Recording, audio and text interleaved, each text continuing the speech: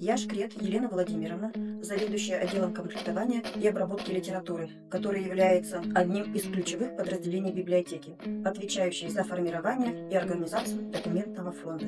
Основные задачи нашего отдела комплектования фонда – обеспечение библиотек новыми документами в соответствии с профилем и потребностями пользователей.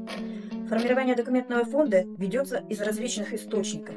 Это такие, как социально важная литература, местный бюджет, книжный магазин, подписка, дар от читателей и организаций.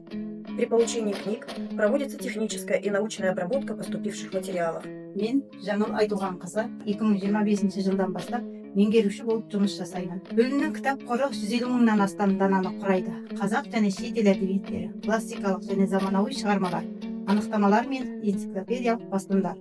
Қор ашық, қолжетімді. Кітап қоры әр жыл сайын жаңа әдебиеттермен жаңарып отырады. Қорымызда жаңа көркем әдебиеттерді толықтыру үшін 2 миллионнан астам қаржы бөлінеді.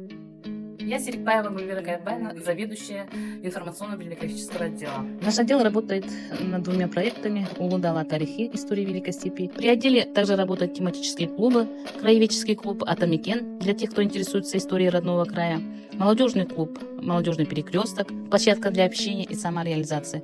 Мен Жусупаева Алия Кушманқызымын. 2024 жылдан бастап меңгеруші қызметін атқарып келемін. Бүгінгі кітапхана тек кітаптар қоймасы емес.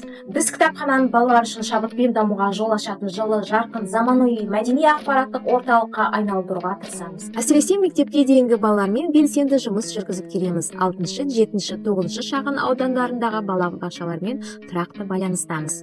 Жұмысымыздың маңызды бағыттарының бірі жобалық қызмет. Оқитын отбасы, оқитын балалар және де кітапфест сияқты жобалар арқылы кітап пен отбасы арасындағы байланысты нығайтып, балалардың оқу мәдениетін қалыптастыруды көздейміз. Біз адамдарды руханият пен мәдениет арқылы біріктіретін көпшілікпен жұмыс жасау бөлімі. Бөлім меңгерушісі Нұрдаулетова Нұрзила Беркінбайқызы. Мұнда күн сайын жаңа идея туады.